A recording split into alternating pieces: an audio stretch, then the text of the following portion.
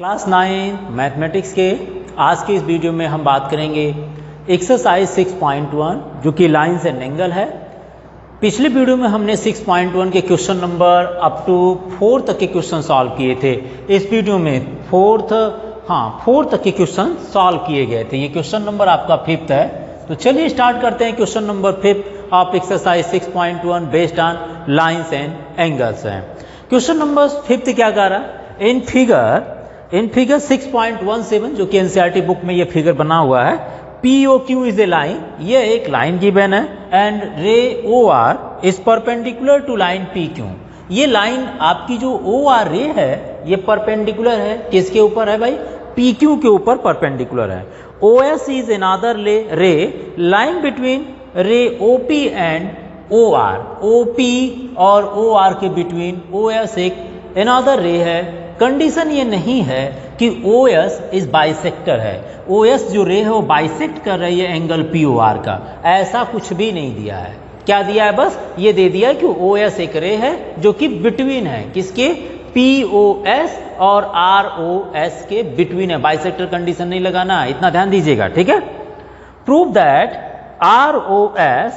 ROS is equal to, ROS कौन सा angle? देखिए ROS फाइंड करना है, which is equal to 1/2 angle QOS minus POS को लेकर चलना है। ये प्रूव करना है ये 90 डिग्री है, ये आपके बिटवीन है, ऐसी कंडीशन दी गई है। चलिए शुरुआत करते हैं हम उसी बेसिस पर, जैसे अभी तक क्वेश्चन नंबर 4 तक के क्वेश्चन सॉल्व किए थे उन्हीं के बेस पर इनको भी सॉल्व करेंगे, ठीक है।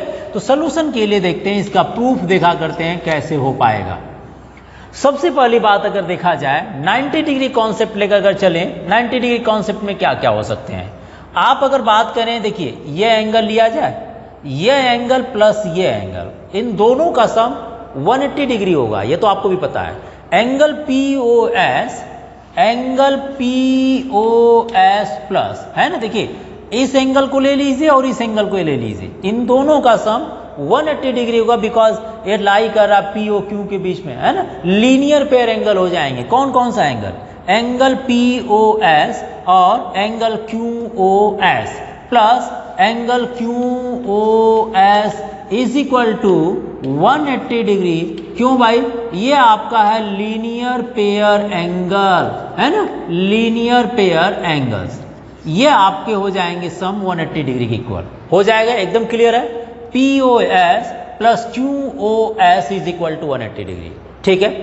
चलिए एक और देखते हैं आगे। अगर ये 90 डिग्री है, क्या है भाई? 90 डिग्री है, तो हम इसको भी तो 90 डिग्री बोल सकते हैं, बोल सकते कि नहीं बोल सकते हैं? देखिए अगर ये 90 डिग्री है तो ये भी तो 90 डिग्री होगा। अगर 90 डिग्री की बात करें, देखिए POS plus QOS is equal to 180 degree हो गया। अब 90 डिग्री कॉन्सेप्ट में लेकर अगर चलते हैं, मैं अगर कहूं कि angle POS plus angle ROS इन दोनों का सम 90 डिग्री होगा, बिकॉज अगर ये 90 है तो ये भी 90 ही होगा। एकदम क्लियर है, ठीक है ना। तो हम POR जो कि बाइसेक्ट हो रहा है, बाइसेक्ट मतलब रे OS इसके बिटवीन है, बाइसेक्ट नहीं हो रहा, इसके बिटवीन है, तो ये डिवाइड हो रहा है, ये एंगल, ये पूरी 90 डिग्री दो पार्ट में डिवाइड हो जा रहा है, this plus this is equal to 90 degree. तो मैं लिखूंगा यहां पर एंगल POS, लिखे जरा, angle POS plus angle ROS, angle ROS which is equal to 90 degree. क्योंकि अगर ये 90 है तो ये भी 90 होगा। POR इज 90 डिग्री है जो कि डिवाइड हो रही है रे OS से। ना ये देखिए 90 डिग्री है, ये 180 डिग्री है, 180 में दो 90 हो सकता है कि नहीं हो सकता? मैं अगर इसी को लिखूं फिर से PO, देखिए इस लाइन को लिख रहा हूं फिर से, POS plus QOS is equal to 2 into 90 कर दिया भाई। देखिए ये 180 डिग्री है, इसमें दो 90 होगा और 190 degree is equal to POS plus ROS है। तो मैं 180 डिग्री को अगर 2 इंटू 90 डिग्री लिख दूं और इस 90 डिग्री के प्लेस पर ये पूरी वैल्यू पुट कर दूं, हो सकता है ना। तो लिखते हैं जरा, देखिए क्या लिखेंगे भाई? ये लिखेंगे हम POS plus angle QOS is equal to 2 और ये 90 डिग्री के प्लेस पर ये लिख दीजिए जरा, angle POS plus angle R O S, ऐसा लिखा जा सकता है, कहीं कोई प्रॉब्लम नहीं है। चलिए ठीक है, नेक्स्ट चलते हैं। Angle P O S plus angle Q O S, 2 का मल्टीप्लाई भी कर दें। चलिए मल्टीप्लाई करते हैं। 2 एंगल पी ओ एस प्लस 2 times of angle R O S, ठीक है, ऐसा हो सकता है ना। अब अगर ये देखिए 2 पी ओ एस है और ये 1 पी ओ एस है, इसको सब्ट्रैक्ट कर दिया जाए तो इसको हम लिख सकते हैं कितना, angle P O S minus 2 times of angle P O S plus angle Q O S which is equal to 2 angle R O S. मैंने इसको ट्रांसफर कर दिया इसके साथ। यहां पर डिफरेंस जो बचेगा वो माइनस में बचेगा। क्या बचेगा, minus angle P O S plus angle Q O S, और ये जो 2 बच रहा है ना, इसको मैं यहां पर ला देता हूं, अपॉन 2 कर देता हूं, विच इज इक्वल टू किसके होगा, आर ओ एस के। लाना क्या है आपको, R O S is equal to लेना है। देखिए आर ओ एस क्या है भाई, एंगल आर ओ एस, इसको पहले लिख दीजिए। ये जो 1/2 है इसको ब्रैकेट में बाहर ले लीजिए। ये देखिए जो पॉजिटिव है क्यू ओ एस, यहाँ भी पॉजिटिव क्यू ओ एस है, तो पहले क्यू ओ एस को लिख दीजिए। क्यू ओ एस माइनस क्या बचेगा, माइनस पी ओ एस, यहाँ भी माइनस पी ओ एस बचा है। Q O S minus angle P O S. ये देखिए यही आपको प्रूफ करना है, यही पार्ट आपसे प्रूफ करने के लिए पूछा गया था, कुछ भी नहीं करना है।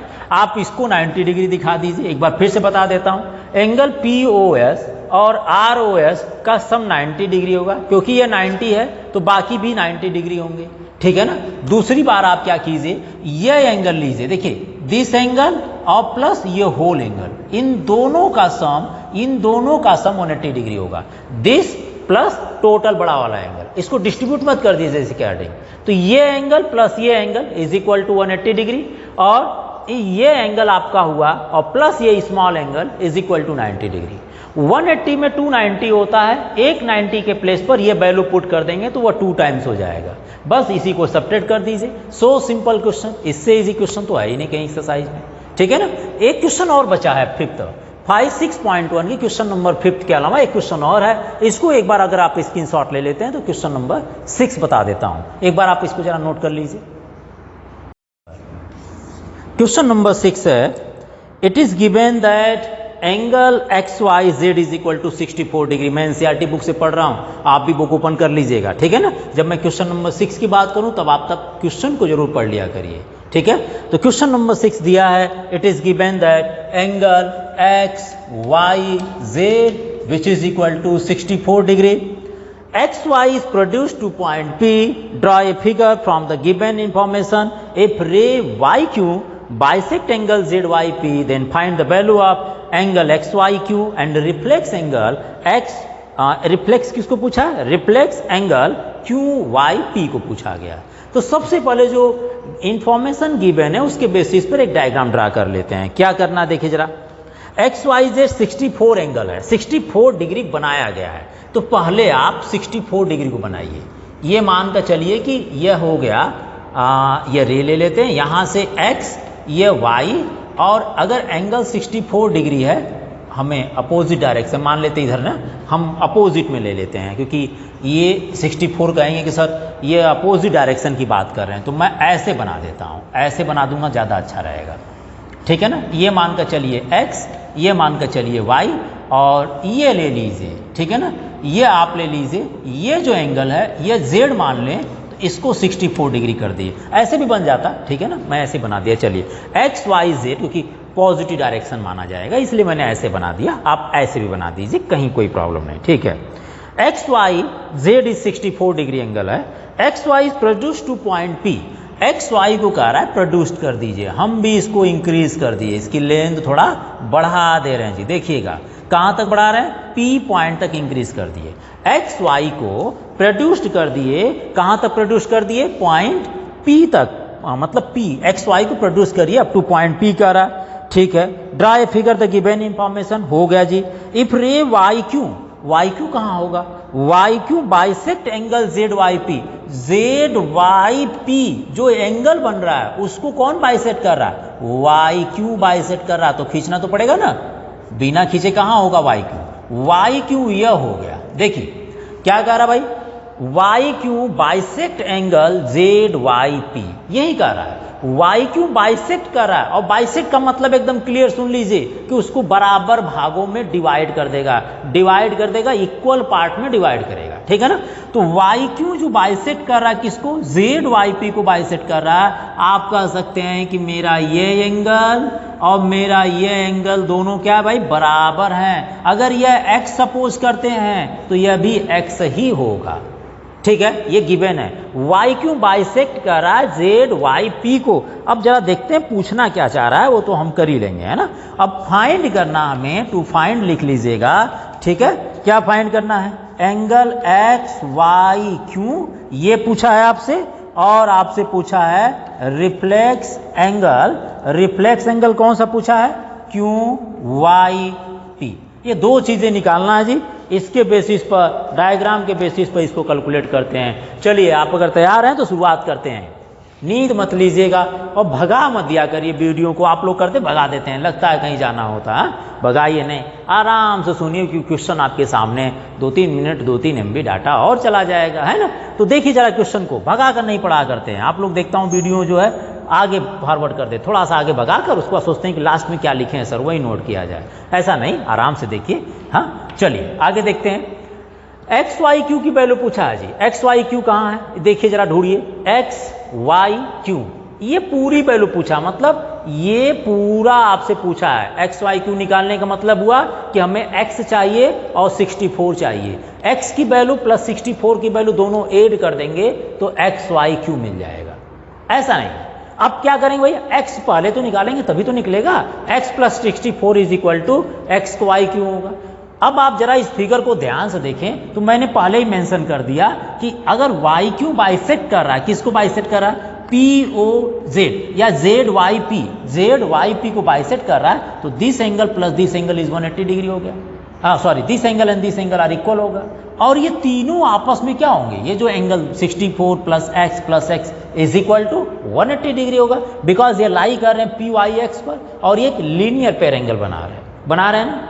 आप चाहें तो सपोज कर लीजिएगा या फिगर में डायरेक्टली एक्स एक्स लिख दीजिएगा। मैं डायरेक्ट क्वेश्चन कर देता हूं, बहुत बड़ा नहीं होना चाहिए फिर, है ना। मैं क्या लिख रहा हूं, मैं इसका नाम नहीं लिख रहा हूं, पी वाई क्यों लिखेंगे, थोड़ा आपको लफड़ा लगता है ना। तो सिंपल कर देते हैं, एक्स प्लस 64, क्या लिखें भाई?